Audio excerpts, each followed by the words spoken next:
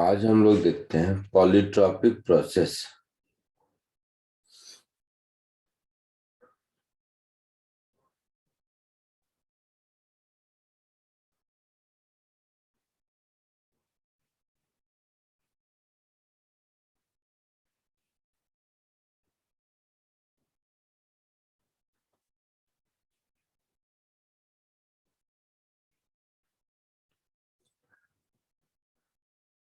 Polytropic process का मतलब है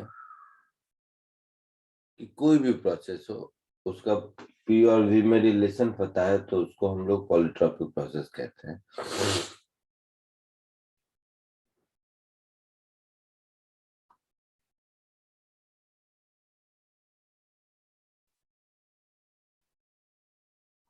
सो एनी थर्मोडायनामिक प्रोसेस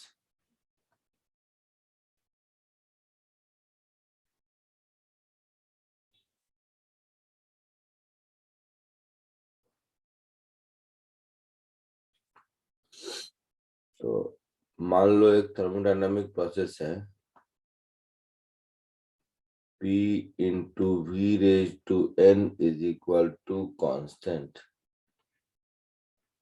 ठीक है।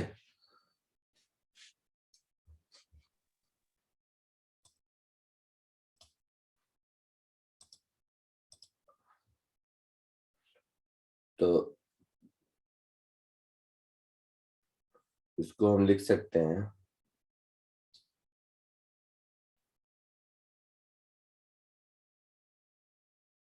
P into n into V raise to n minus one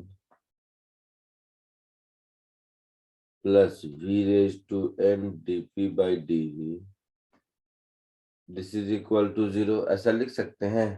yes sir. Yes sir. So v raise to n minus one common ले लोगे तो n p dv plus v dp this is equal to 0। ऐसा कुछ आ जाएगा। Yes sir. हाँ sir. अच्छा, तो यहां से मुझे मिल गया n p dv plus v dp is equal to 0। ये हो गया एक इक्वेशन। अब दूसरा टूल मेरे पास है आइडियल गैस इक्वेशन।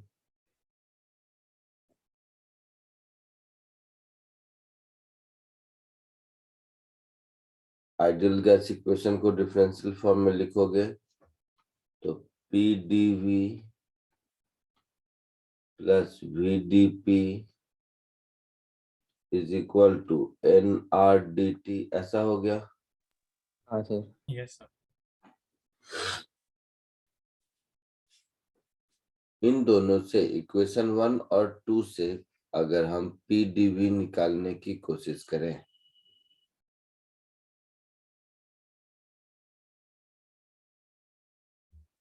तो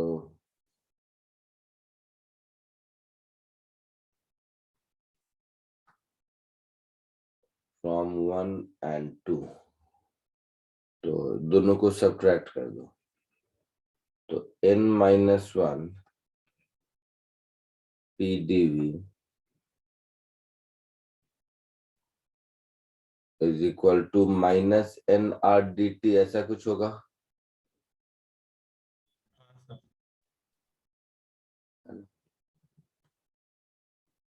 यहाँ से मुझे मिल गया P D V is equal to N R D T upon 1 minus N. ऐसा।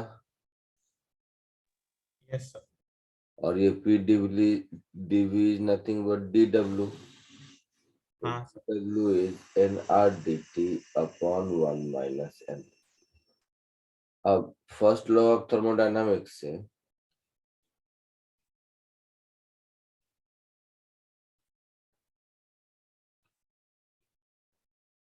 हम लोग ऐसा लिख सकते हैं D Q is equal to D U plus D W.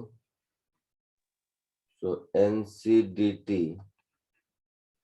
is equal to NCV dt plus NR dt upon 1 minus n. So n dt, n dt, n dt cancel. So C is equal to CV plus R upon 1 minus n. तो ये हम बोल सकते हैं कि किसी भी thermodynamic process का मोलर हीट कैपेसिटी के लिए फॉर्मूला मिल गया, है ना? Yes, sir.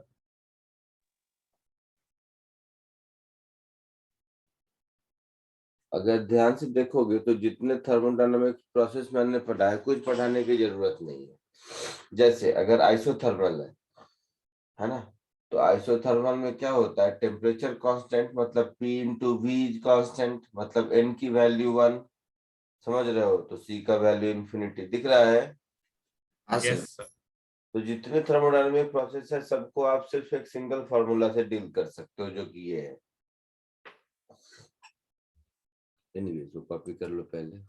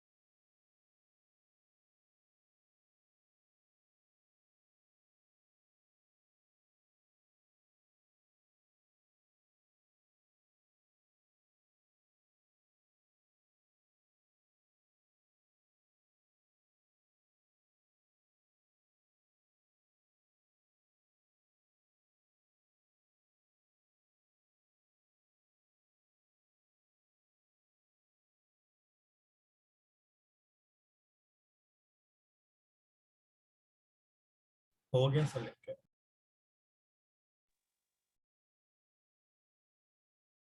Sir done. हो गया सबका? Yes, sir. Yes sir. ठीक है।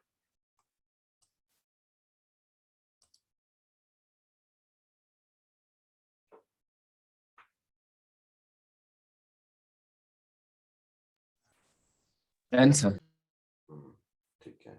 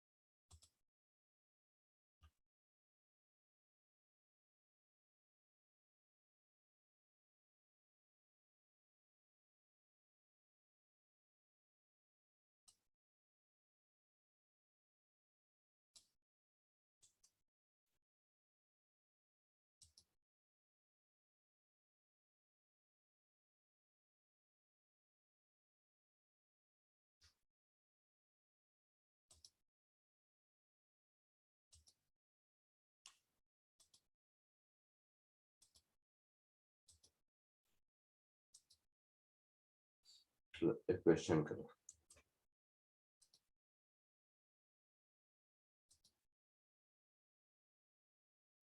दिख रहा है सबको? Yes, हाँ sir.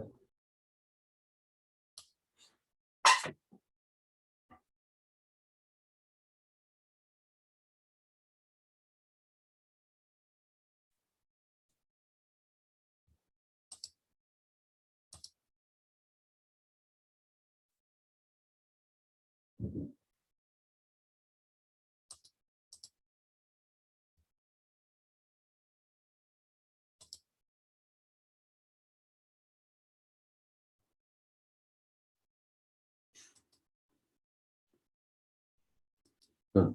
इसको कोशिश करो।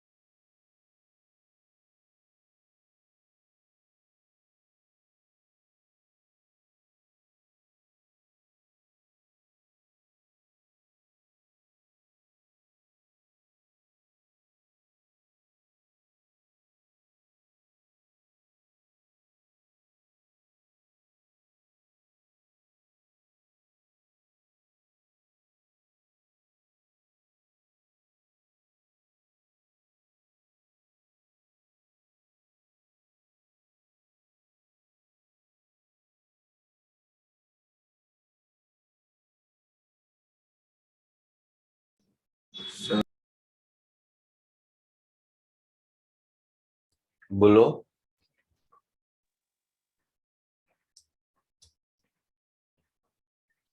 बोलो हुआ।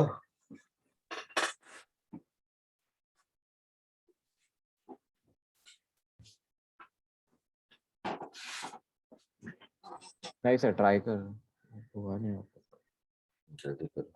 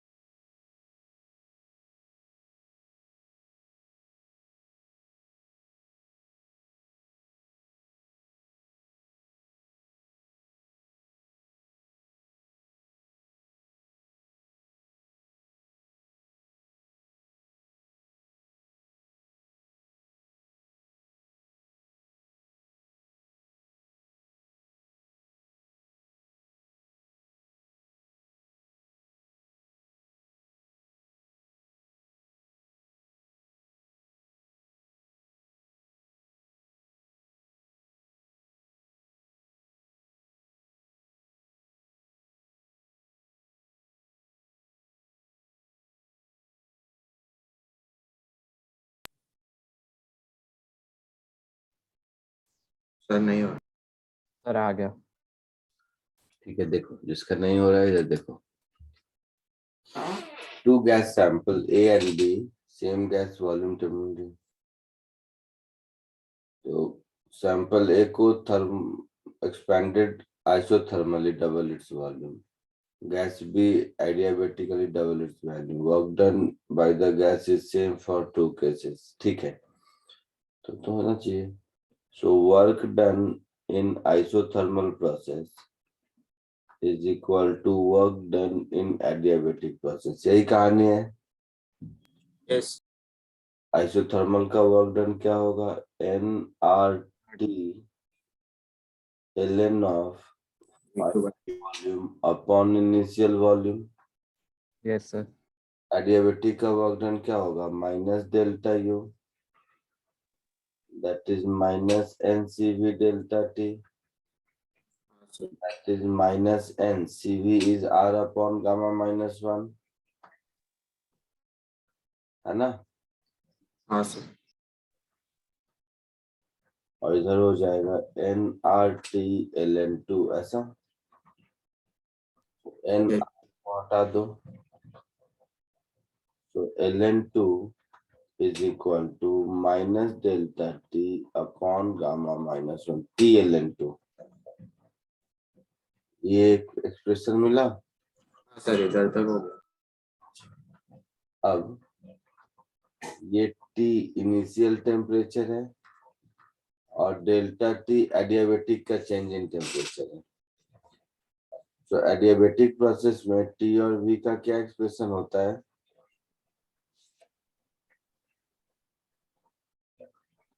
Gamma minus one T into V V raised to gamma minus one. constant.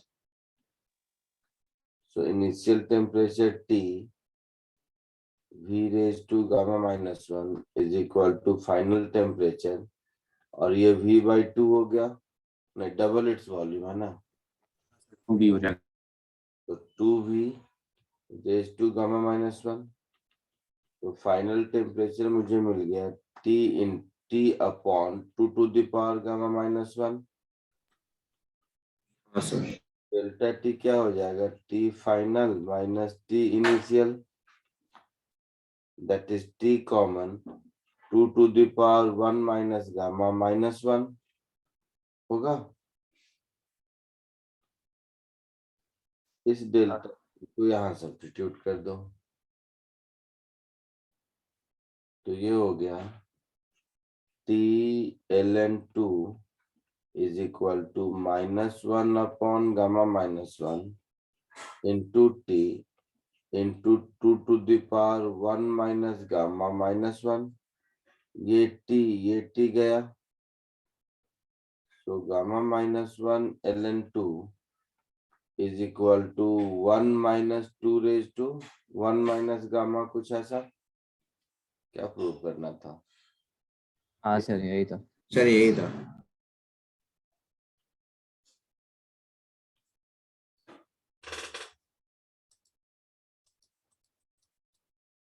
Copy कर लो जल्दी। हो गया sir copy.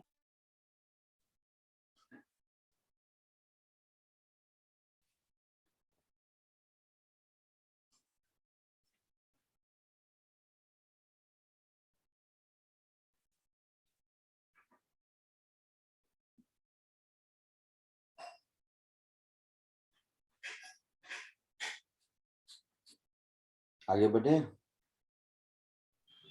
Yes sir.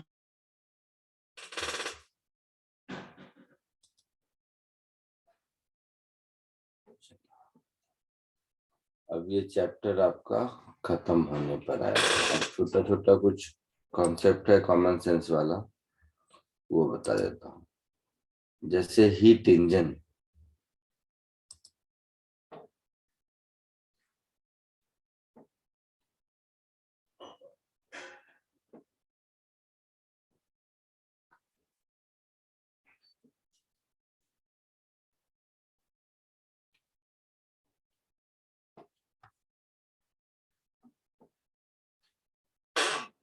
Heat engine का कॉमन सेंस मीनिंग है कि कोई एक ऐसा सिस्टम जो किसी टेम्परेचर पर हीट लेता है, वर्क करता है,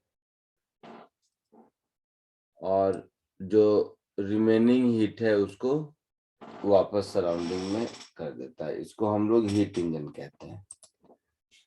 तो मोर प्रिसाइजली सिमेट्रिक डायग्राम इसका ऐसा समझा कि किसी सोर्स से हीट लिया,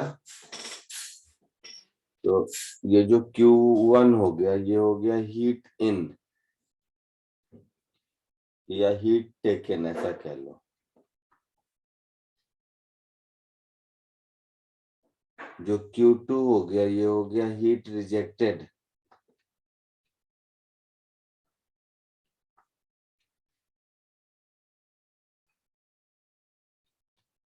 और ये Q1 माइनस Q2 हो गया W, ये आपका है work done by the gas, है ना? आया समझ में? Yes.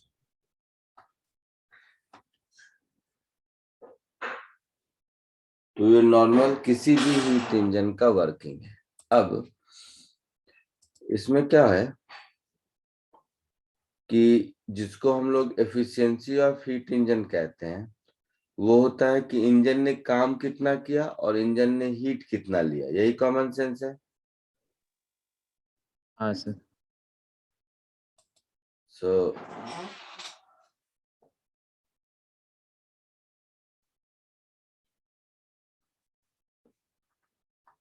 efficiency of any heat engine, ये क्या हो जाएगा? वर्क डन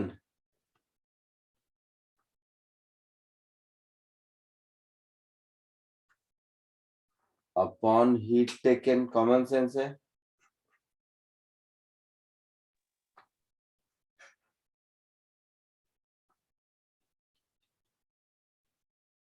ऐसा कुछ। तो वर्क डन क्या होगा? Q1 minus Q2 upon heat taken Q1, है ना। सो 1 minus Q2 upon Q1 into 100%, ये हो गया efficiency of a cycle.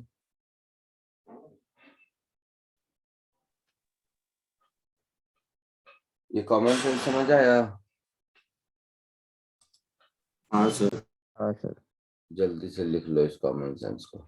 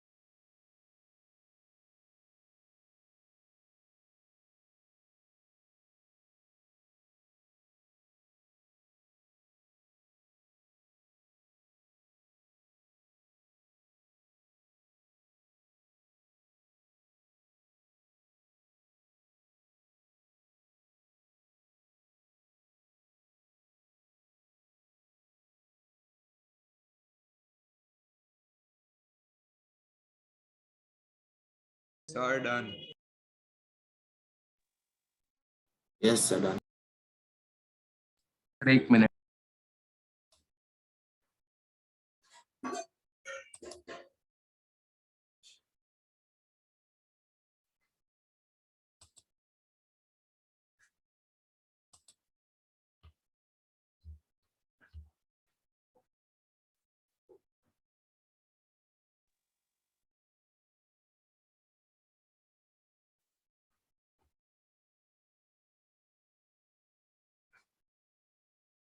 Sir कोई भी इंजन 100% एफिशिएंट नहीं हो सकता ना।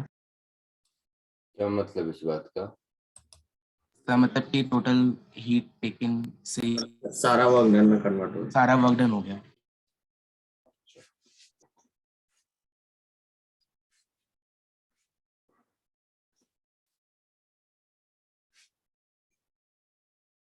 फर्स्ट लॉ ऑफ थर्मोडायनामिक्स से कोई भी साइक्लिक प्रोसेस का डेल्टा यू जीरो, हाँ सर। हाँ सर। हाँ क्यू इज डब्ल्यू। हाँ तो इंजन 100% लगता है, एफिशिएंट है।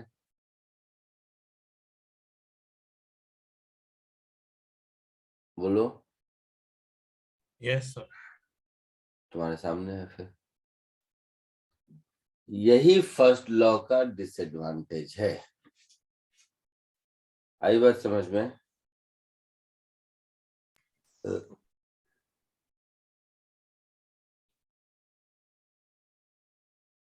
लिमिटेशन वो तो डिसएडवांटेज नहीं।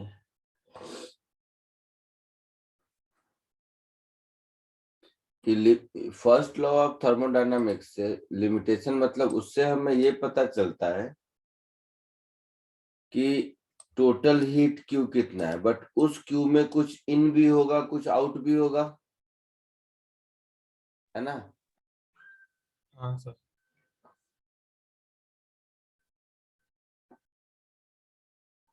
तो उसका bifurcation first law of thermodynamics नहीं देता है, वही लिमिटेशन है फर्स्ट लॉ ऑफ थर्मोडायनामिक्स का। Limitation of first law of thermodynamics ये है कि ऐसे समझो,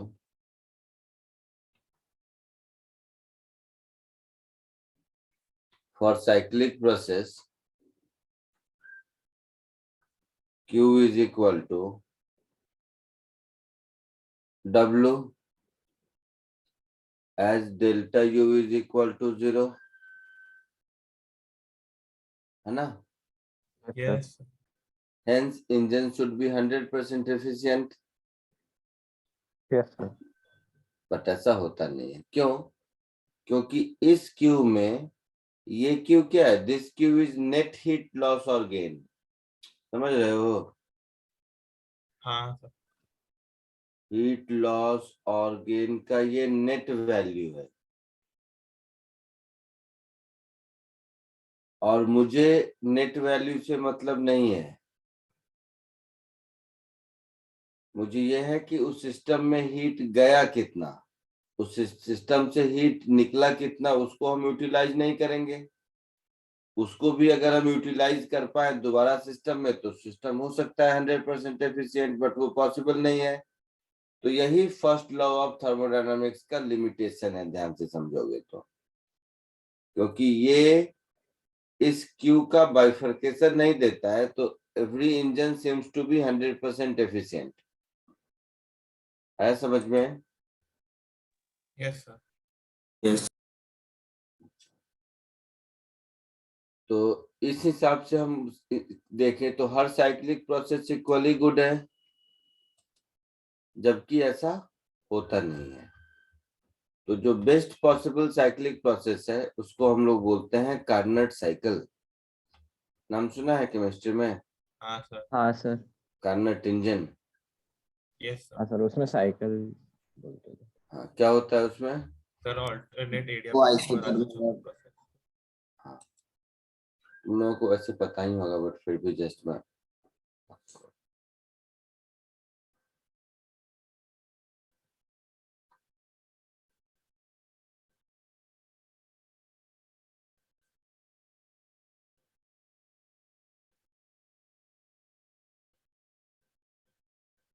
कार्नट साइकिल में जो 4 प्रोसेस होते हैं वो क्या क्या होते हैं।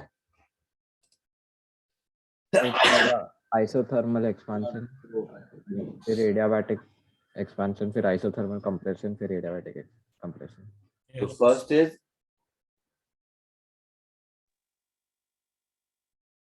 आइसोथर्मल एक्सपेंशन, सर ये रिवर्सिबल होगा। सेकेंड क्या होता है, Adiabatic expansion. Adiabatic expansion, third Isothermal compression.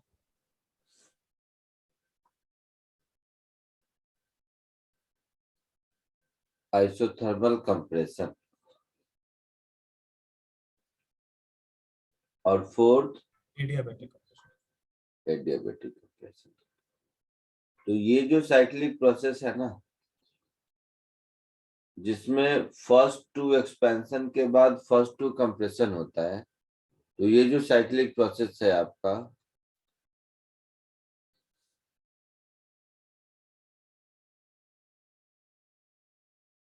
इसी को हम लोग कार्नट साइकिल कहते हैं। अब इस कार्नट साइकिल का अगर पीवी डायग्राम ड्रॉ करोगे तो कैसा होगा।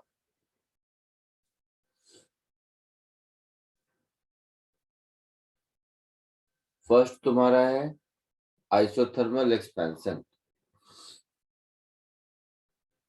तो ये हो गया आपका इनिशियल वॉल्यूम।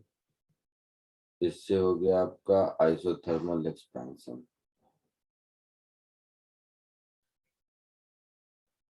इस आइसोथर्मल एक्सपेंशन के बाद क्या है? एडियाबैटिक। Adiabatic again expansion. तो यहाँ पहुंचा, है ना? हाँ सर। इसके बाद है मेरा आइसोथर्मल कंप्रेशन।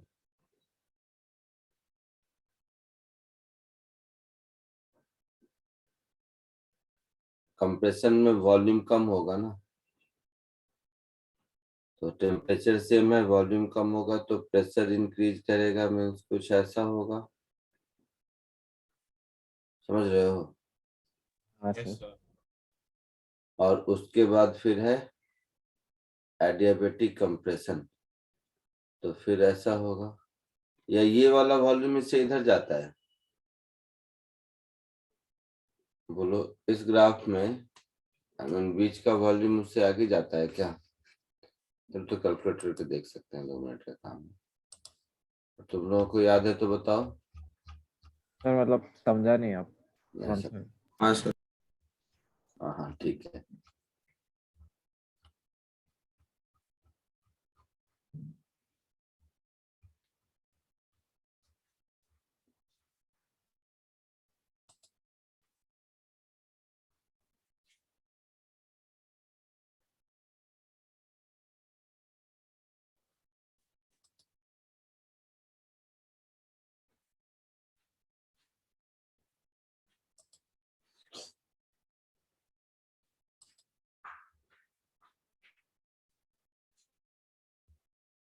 एडियाबेटिक कंप्रेशन का वॉल्यूम पहले से कम है, ठीक है।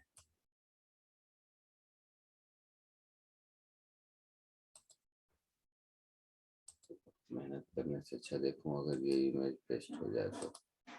हाँ हो गया, कौन मेहनत करेगा।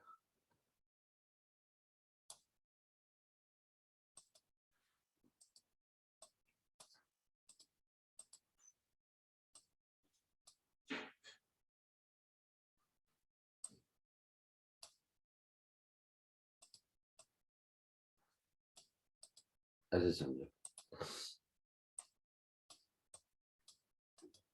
मैं उस समय ये कह रहा था कि ये वॉल्यूम और ये वॉल्यूम में कौन ज्यादा होगा। अच्छा।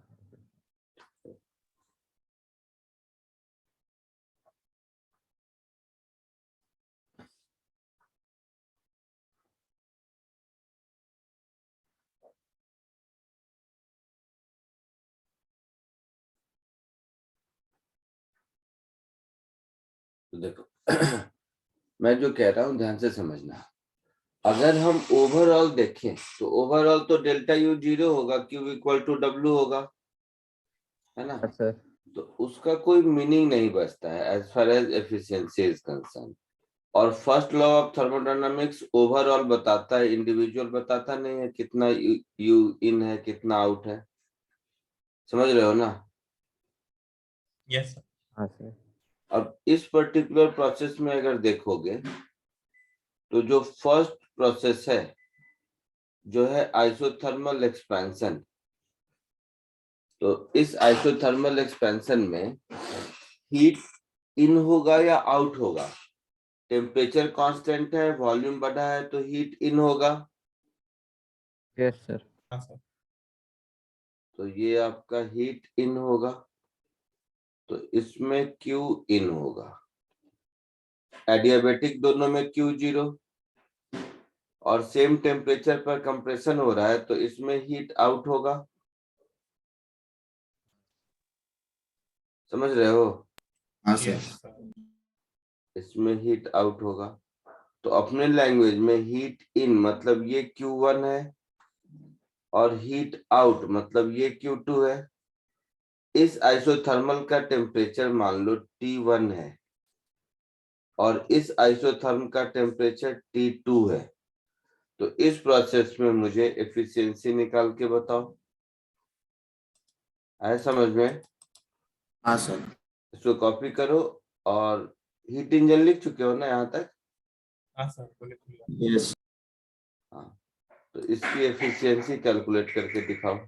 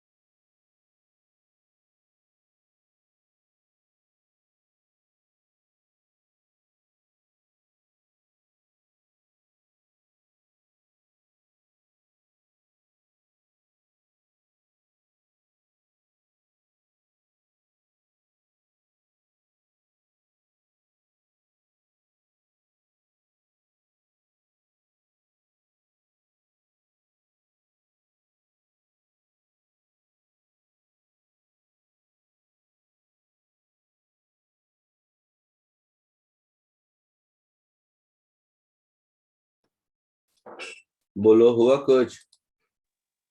हाँ Yes, सर, sir. क्या हुआ?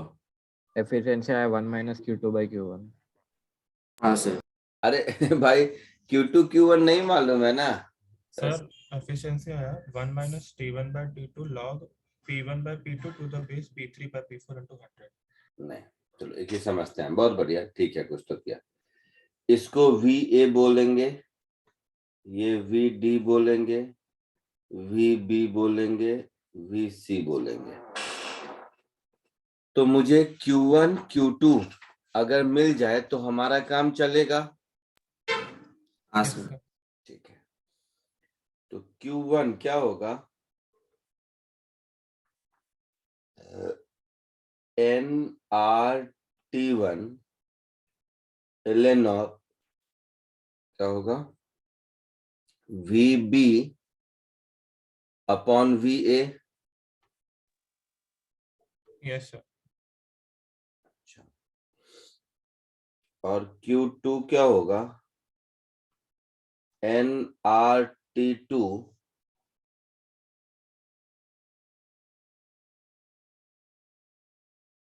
ln ऑफ Q2 को पहले ही हम आउट बोल चुके हैं, तो VC अपॉन VD लिखेंगे। बोलो, हाँ, sir. VD अपॉन VC लिखेंगे तो ऑटोमेटिकली माइनस आ जाएगा, समझ रहे हो ना?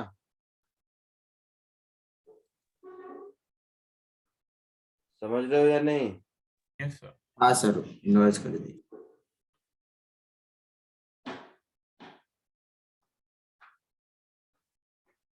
तो एफिशिएंसी जो हम लोगों के पास फॉर्मूला है 1 माइनस Q2 बाई Q1। तो 1 माइनस Q2 बाई Q1 करोगे तो Q2 T2 अपॉन T1, और ये हो जाएगा ln of VD by VA divided by ln of VC by VD। यही कहानी है ऐसा? हाँ सर। हाँ, sir. But initial final volume same है, मतलब यहाँ एडियाबेटिक कंप्रेशन का जो स्ट्रोक है, ये रेशियो और ये रेशियो अगर इक्वल हो जाए तो ये दोनों टर्म कैंसिल हो जाएगा। Yes sir. वो जो लॉग वाला टर्म है, समझ रहे हो?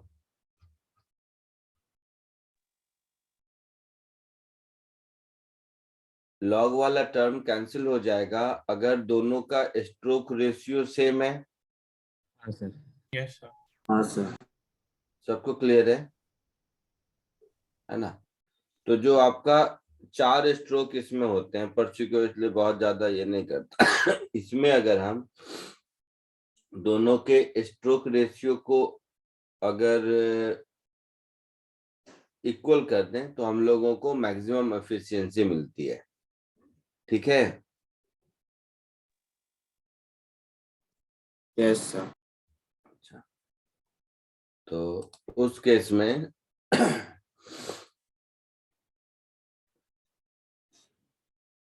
VD अपॉन VA का रेशियो VC अपॉन VD के रेशियो के बराबर है।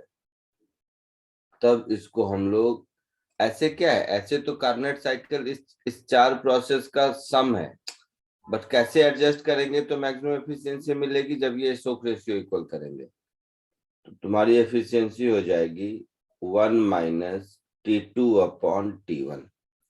इसमें से T2 कौन सा टेम्परेचर है जिस टेम्परेचर पर हीट बाहर जाता है, हाँ सर, Q2। और T1 कौन सा टेम्परेचर है जिस टेम्परेचर पर हीट अंदर आता है ना? तो T2 को हम लोग कहते हैं सिंक टेम्परेचर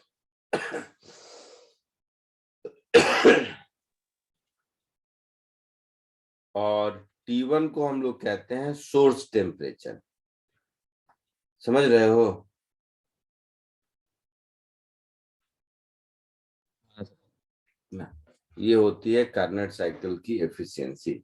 ये एज अ फॉर्मूला और साथ ही साथ डायग्राम के साथ, क्योंकि मुझे याद है जेई में कितनी बार ये साइकिल पूछता है कि दो एक्सपेंशन के बाद दो कंप्रेशन, एक्सोथर्मल एडियाबेटिक, एक्सोथर्मल एडियाबेटिक, ये मतलब इसको अलग अलग ऑर्डर में अरेंज कर देगा। बट कार्नेट साइकिल में रिलीजियसली हम लोग यही सीक्वेंस फॉलो करते हैं, 1 2 3 4, 1 2 3 4 वाला, समझ रहे हो ना? तो ये थोड़ा सा आपको याद रखना चाहिए। जल्दी कॉपी कर लो, इसके 2 4 क्वेश्चन कराता हूँ। बहुत चिंदी है वैसे, जेई मेंस में कभी कभी आया है, एडवांस में नहीं पूछता है ये।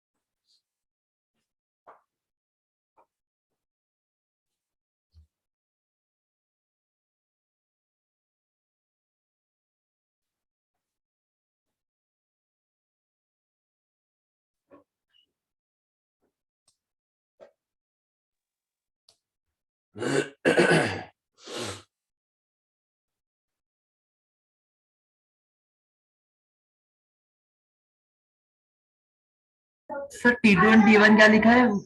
What temperature? Source temperature and sink temperature. Done. 1 minute. हो गया सर।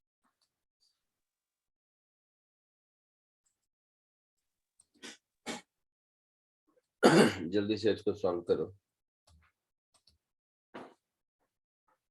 इजी क्वेश्चन है।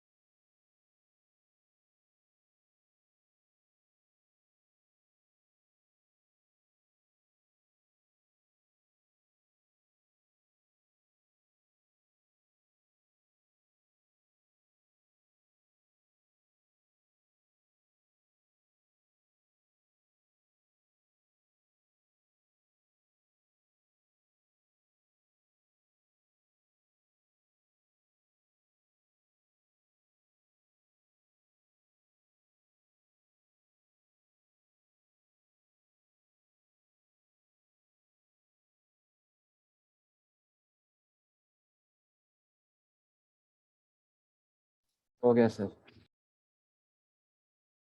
Sir 1 minute.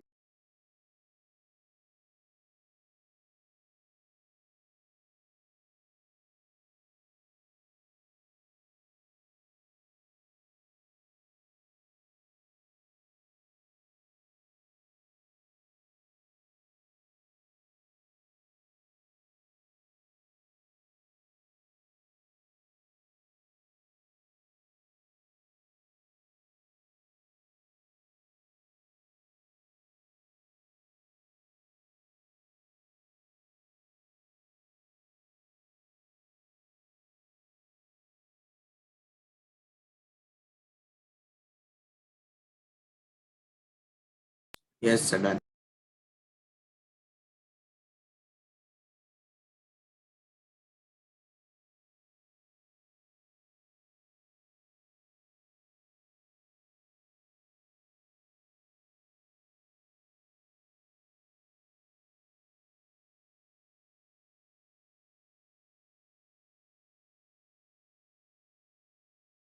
हो गया? हाँ सर। 1 minute sir.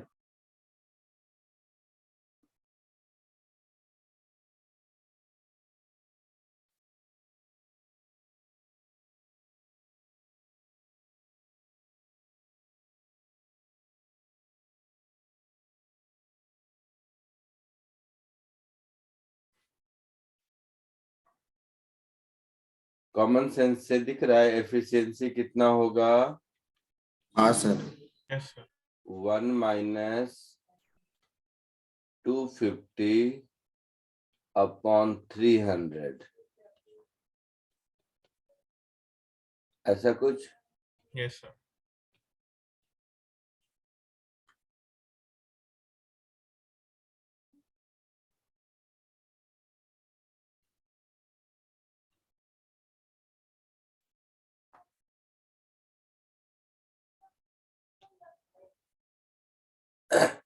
ऐसा है।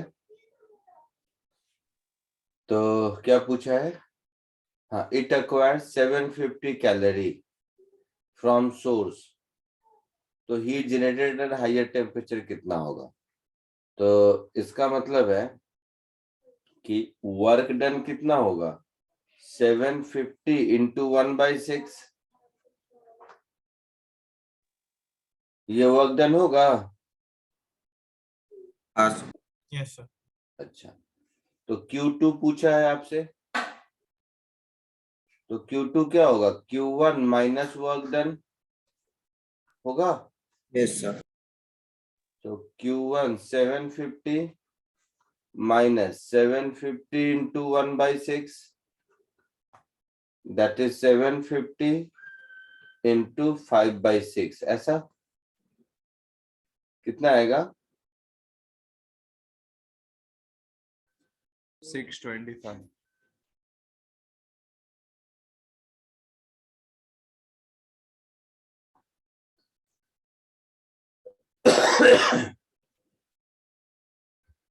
कितना आएगा? 625. सर मुझे अलग आया। हाँ सर मुझे 625 नहीं आया, कुछ और सर 900 आया था मुझे। If acquired 750 calorie heat from the source at low temperature, then heat generated higher temperature. हाँ तो ठीक ही है ना, कहीं कुछ कैलकुलेशन मिस्टेक कर रहे हैं। ये एफिशिएंसी हो गई 1/6। चलो फंडामेंटल से चलते हैं। तो 1/6 this is equal to work done upon Q in, ऐसा होगा, यही होगा ना? Yes, sir. Yes sir. अपने केस में वर्क डन अपॉन Q1 हो जाएगा, इसको Q1 कह देते हैं, ऐसा। तो वर्क डन हो गया Q1/6,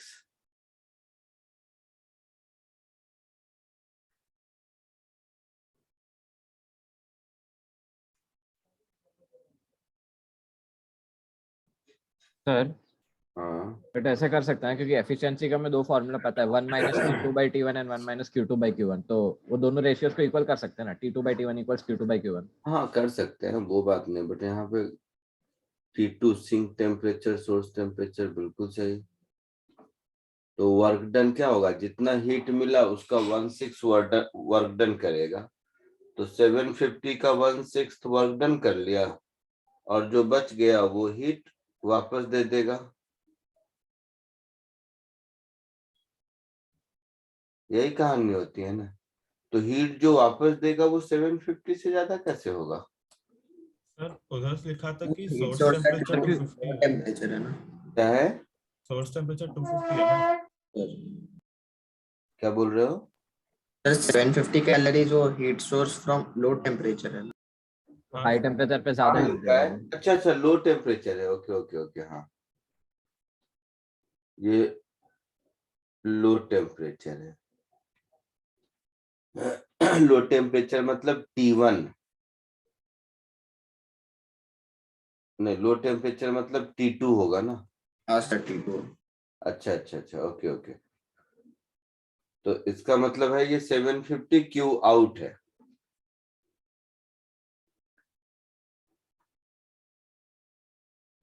ये 1 2 का चक्कर गड़बड़, हाँ 2 लिखा है ना। तो Q2 हमारा 750 है ना? तो 1/6 दिस इज इक्वल टू क्या हो जाएगा? Q1 minus Q2 upon Q1, ऐसा होगा।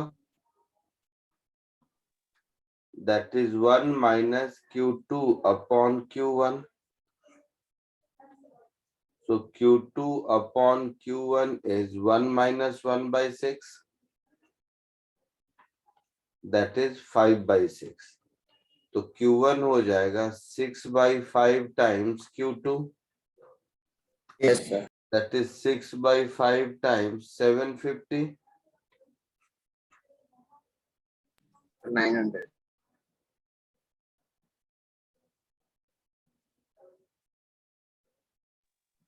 $150.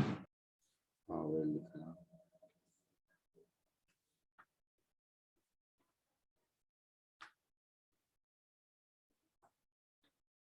So 900 calorie answer. ठीक है। हाँ, sir. आगे बढ़े। Yes.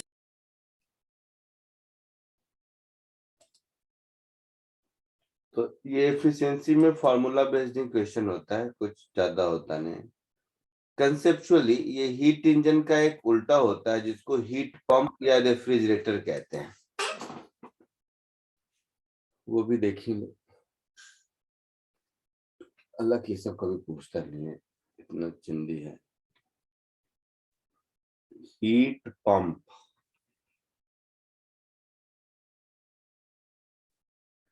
और रेफ्रिजरेटर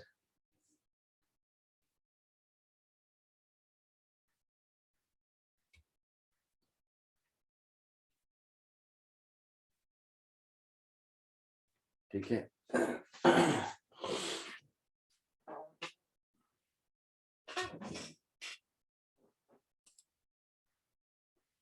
अब ये जो आपका हीट इंजन है, ठीक इसका उल्टा काम करता है हीट पंप। ठीक इसका उल्टा काम मतलब तुम्हारे घर में जो फ्रिज है, वो फ्रिज क्या करता है कि तुम्हारे फ्रिज के अंदर जो ऑब्जेक्ट है उसमें से हीट एक्सट्रैक्ट करता है और बाहर थ्रो करता है, यही उसका काम है।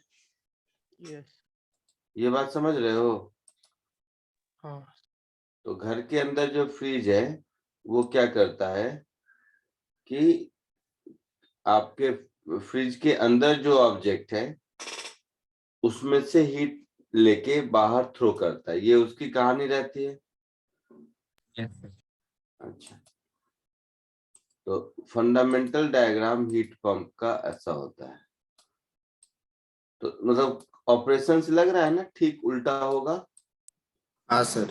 हाँ सर। हाँ। ये गलत लिखा है इसको।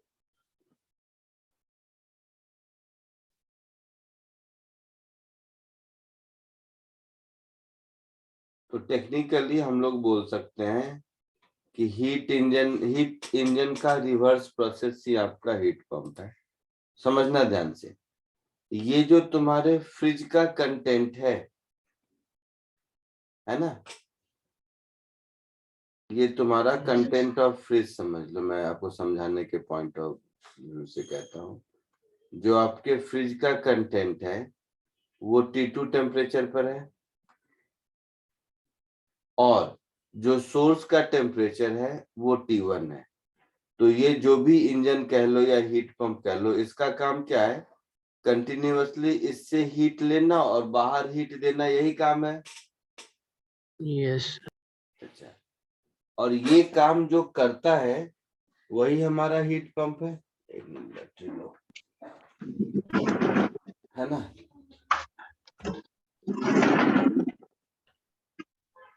ये काम जो करता है वही हीट पंप है।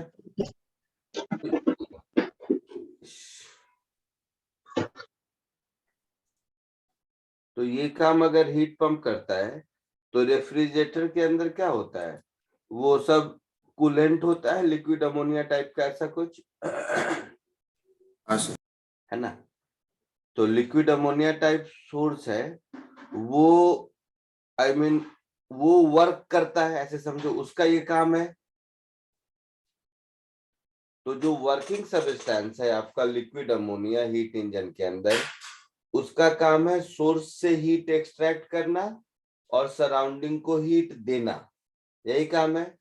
हाँ सर। यस मतलब इसमें हीट का एक्सट्रैक्शन लोअर टेम्परेचर पर और सराउंडिंग में उसको हायर टेम्परेचर पर दे रहा है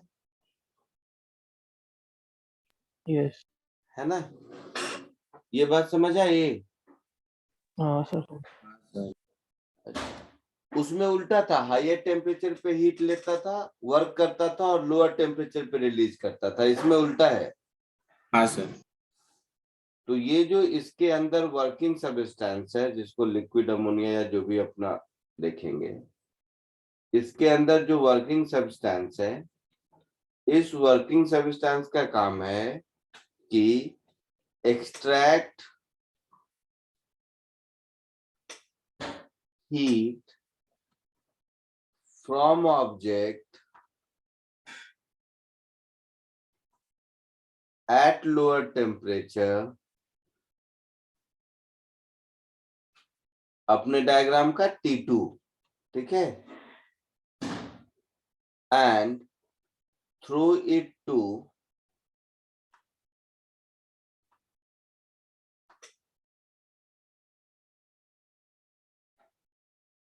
atmosphere at higher temperature।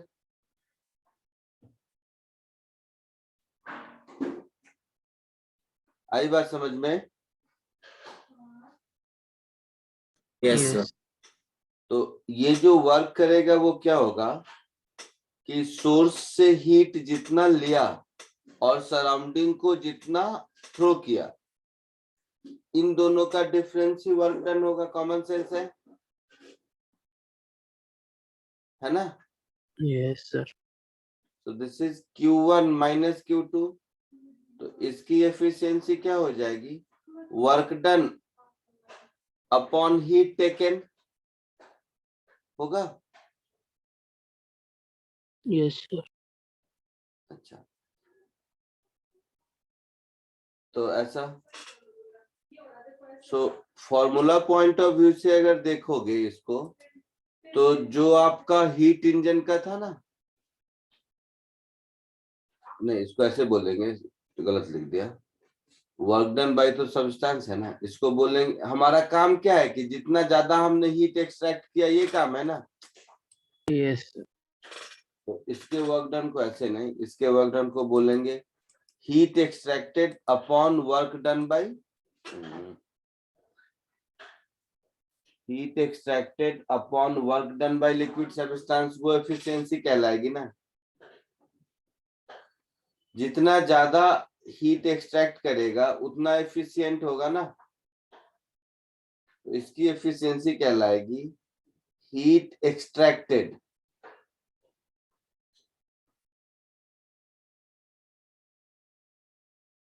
Upon work done by pump, है ना।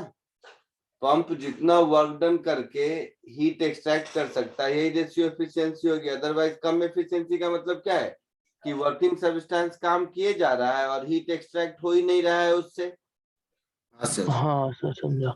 है ना। तो ये हो जाएगा अपने डायग्राम के हिसाब से Q2 अपॉन W।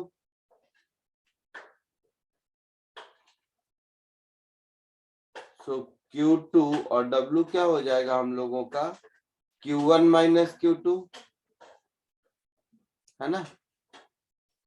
सो इस केस में एफिशिएंसी का फॉर्मूला हो गया Q2 upon Q1 minus Q2 into 100%। ये आपका हीट पंप की एफिशिएंसी का फॉर्मूला हो गया।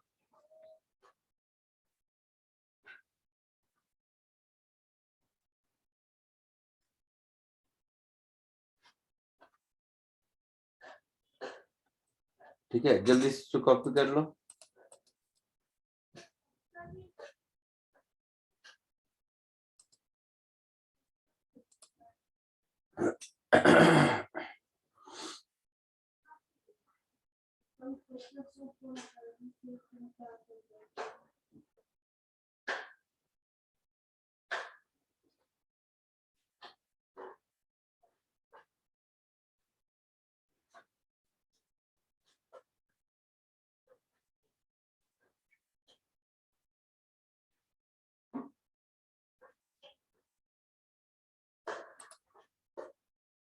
एक मिनट, इसको एफिशिएंसी नहीं कहते हैं, इसको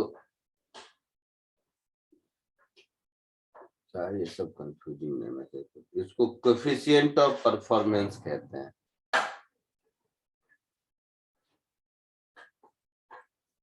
इसको कोएफिशिएंट ऑफ परफॉर्मेंस कहते हैं, ठीक है। यस सर, क्योंकि 1 से ज्यादा आ रहा था तो।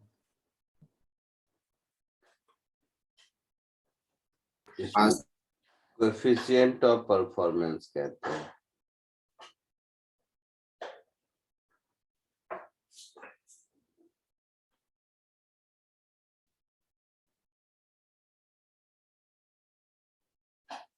ठीक है।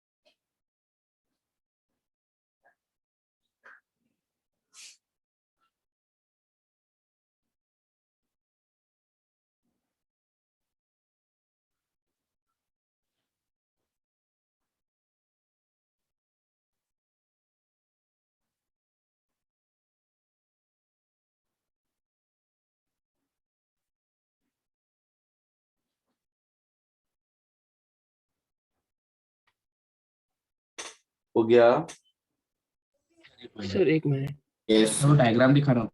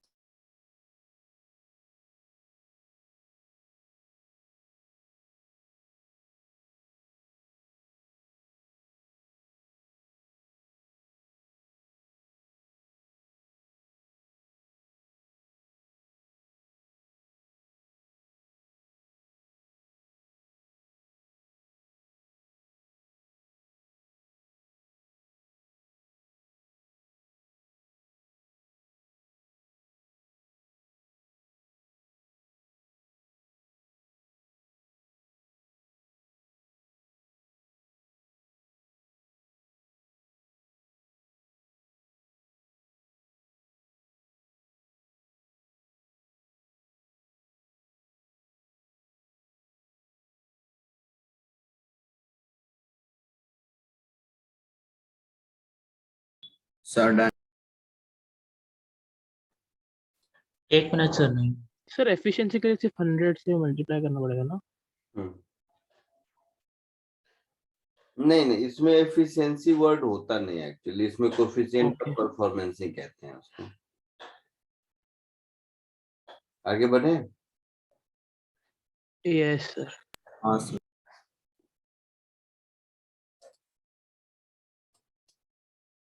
इसमें भी अब ये जितना ज्यादा एफिशिएंट हीट पंप होगा,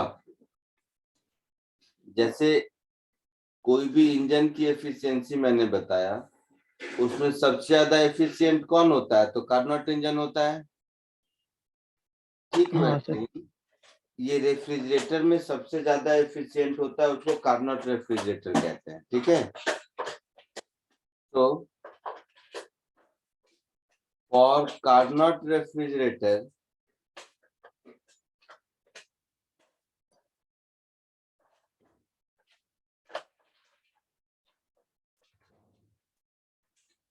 Q2 by Q1 is equal to T2 by T1, ठीक है। तो उस केस में एफिशिएंसी कैसे, आइसोथर्मल प्रोसेस में एनआरटी के प्रोपोर्शनल था, लॉग V1 V2 का रेशियो सेम था, समझ रहे हो? हाँ सर। तो इसका जो कोएफिशिएंट ऑफ परफॉर्मेंस होगा, इसका जो कोएफिशिएंट ऑफ परफॉर्मेंस हो जाएगा वो Q2 है, मतलब ऐसा दिख रहा है T2 upon T1 minus T2 ये इसका कोएफिशिएंट ऑफ परफॉर्मेंस हो जाएगा, हाँ सर। है ना।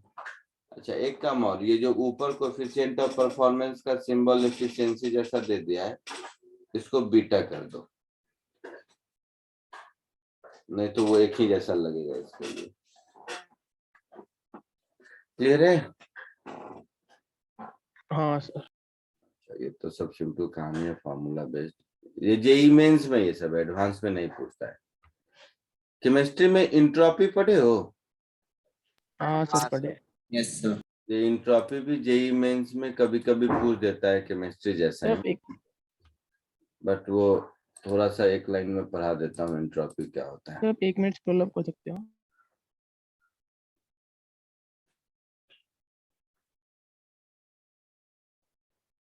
तो मैं मतलब इंट्रोपी कैलकुलेशन सिखाता हूँ, इंट्रोपी पर तो तुम लोग केमिस्ट्री में बहुत बहस कर चुके होंगे।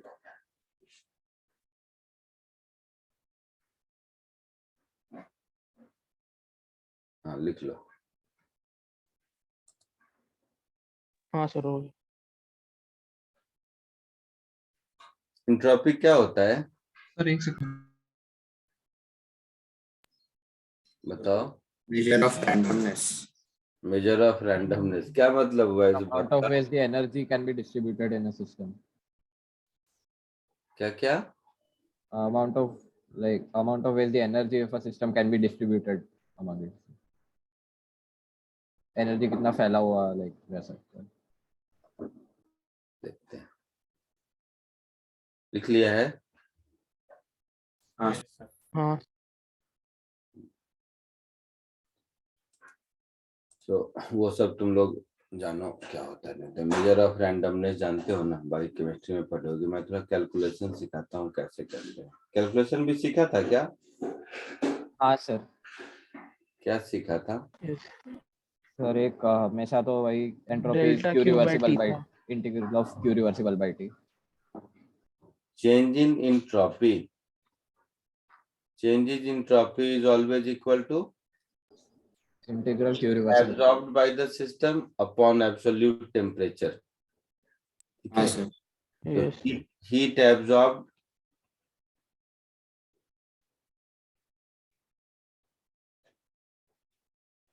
और किस टेम्परेचर पर एब्जॉर्ब कर रहा है, ठीक है। So heat absorbed by the system divided by temperature, मतलब temperature in Kelvin, so absolute temperature. तो delta S is equal to D Q upon T. ये जो रिलेशन है, इसी रिलेशन को हम लोग सेकेंड लॉ ऑफ थर्मोडायनामिक्स भी कहते हैं, ठीक है। Yes, sir. अब इसके कैलकुलेशन में तीन बात, दो तीन टाइप का हो सकता है। एक तो आपका ये हुआ कि जहां कहीं भी फेज चेंज होता है ना, जहां कहीं भी फेज चेंज होगा वो तो कांस्टेंट टेम्परेचर पर होगा। हाँ सर। हाँ सर। हाँ सर। तो एक कैलकुलेशन ऐसा हो सकता है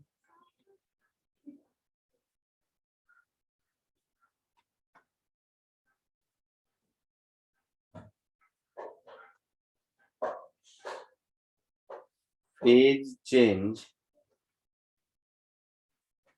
at constant temperature।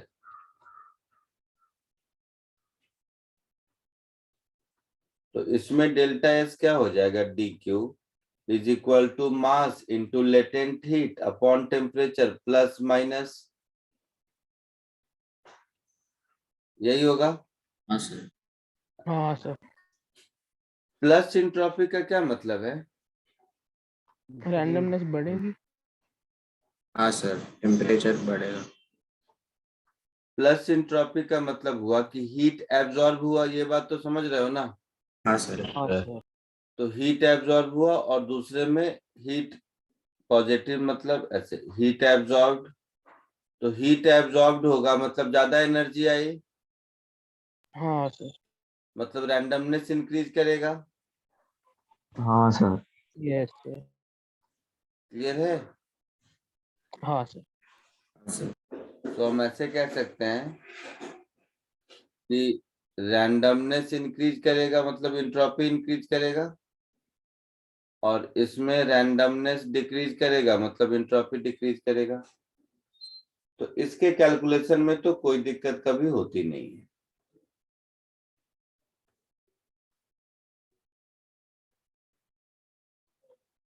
ठीक है। अब अगर टेम्परेचर भी चेंज हो, कांस्टेंट टेम्परेचर में तो कोई दिक्कत नहीं रहा।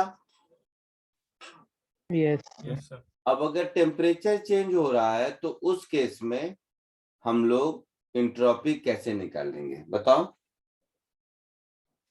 सर हम लोगों ने कांस्टेंट टेम्परेचर पे ही सीखा है। सर फॉर्मूला डिराइव किया था।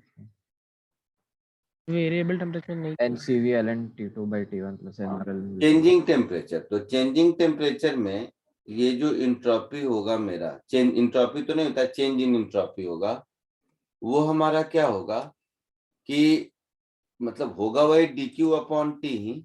इसको हम ऐसे बोलेंगे, integral of dq upon T from initial temperature to final temperature. तो dq को हम लोग लिखेंगे ms dt। अगर हाँ अगर सॉलिड है तो गैस है तो NCDT लिखेंगे, उस प्रोसेस का जो भी C हो। समझ रहे हो?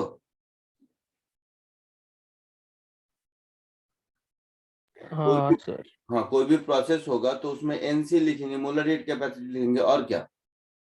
तो MS integral dt upon T from initial to final. तो इस केस में आपको फॉर्मूला मिल गया, change in entropy is always equal to MS ln of final temperature upon initial temperature. Clear है? Yes sir. Yes sir. अच्छा, तो I mean gas में भी यही कर सकते हैं, फर्क सिर्फ इतना होगा कि या जनरल प्रोसेस गैस के लिए निकाल दूं क्या? हाँ सर चलिए। चलो लिख देता हूँ, जरूरत नहीं है वैसे, सी निकालना आना चाहिए। चलो चेंजिंग टेम्परेचर, इसमें लिख देता हूँ सॉलिड्स एंड लिक्विड्स की कहानी।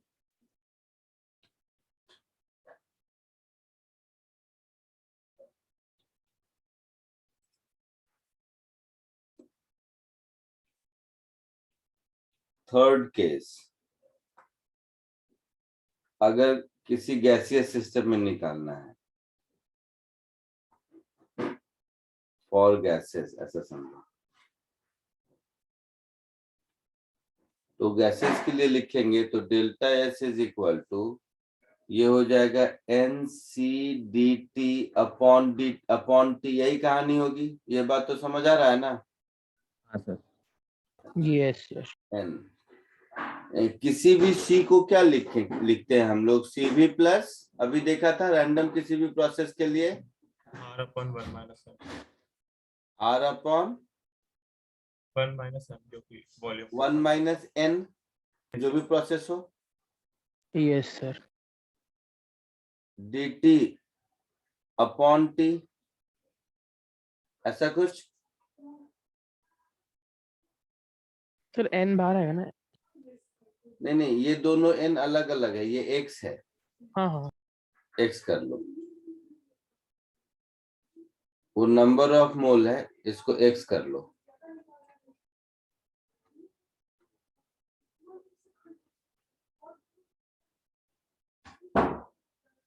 ये जो n था समझ रहे हो ना, PV रेज टू हाँ n सर बाई समझे x। समझे। तो इसको x कर लो, क्योंकि n कंफ्यूजिंग हो जाएगा इसके लिए। तो ये हो जाएगा NCV, same story, ln of T2 by T1, है ना, plus yes. R upon 1 minus x ln of T2 by T1, और कुछ तो होगा नहीं। आया समझ में? Yes yes. पक्का? यस हाँ अच्छा, हाँ सर। बट इसमें क्या है, ये रुको, मैं ऐसे भी कर सकते हो या जनरल तरीका। देखो ये हम लोग क्या हर प्रॉब्लम के हिसाब से अलग अलग बनाते हैं, तुम्हें समझाने के लिए अभी मैं, लेकिन और सिंप्लीफाइड क्या हो सकता है, तो ऐसा सोचो, सी को हम लिख सकते हैं, एक मिनट रुकना, एक स्टेप और पीछे चलो, और पीछे, मतलब जितना फंडामेंटल से हो सकता है कर, मैं ये नहीं चाहता हूं कि आपको कोई फॉर्मूला याद रहे इसके लिए, तो एकदम फंडामेंटल क्या है, डी क्यू है यहाँ पर, यही है ना। Yes sir. तो डी क्यू को हम क्या लिखेंगे, D U plus D W upon T. Yes sir हाँ लिखेंगे। सर। तो T1 अपॉन T2, du को लिख देंगे n C v d T, और हाँ डी सर। डब्ल्यू को लिख देंगे पी डी वी। हाँ सर। Yes sir. ये हर प्रोसेस के हिसाब से पी डी वी चेंज होता जाएगा जैसे पहले करते थे, और हमें जो निकालना है निकालते रहेंगे, और फाइनली जो इससे पहले लिखा था वही आएगा एक्स के टर्म में। बट उसमें क्या है, उसमें एक हेडेक हो गया कि उस प्रोसेस का पॉलीट्रॉपिक प्रोसेस हमें पहले से लिखना है, समझे। इसमें कोई हेडेक नहीं रहा, जैसा क्वेश्चन आएगा वैसा करते चलेंगे, हाँ सर। ठीक है। तो ये हो गया इंट्रोपी, ये भी जेई में सर वहाँ पे एक्स और एन में क्या फर्क था, मतलब मोल्स ही थे ना वो दोनों। बट पॉलीट्रॉपिक प्रोसेस का process equation PV raise to x is equal to constant, इसीलिए हाँ हाँ हाँ। ठीक है। तो कैलकुलेशन ऑफ एंट्रोपी कर लो, पूरा हीट एंड थर्मो में यही है, खत्म कहानी हमारी तरफ से। आगे कुछ नया चैप्टर पढ़ेंगे, और ये जो आज सिखाया मैंने, हीट इंजन, हीट पंप और एंट्रोपी, ये सब जेई एडवांस में नहीं पूछता, उसके सिलेबस में नहीं है। मेंस, सीईटी और स्कूल ये सब सिलेबस में है, ठीक है। Yes sir. चलो आज के लिए इतना ही, नेक्स्ट लेक्चर में मिलते हैं। नेक्स्ट कौन सा चैप्टर है? देखेंगे ना, बताऊंगा।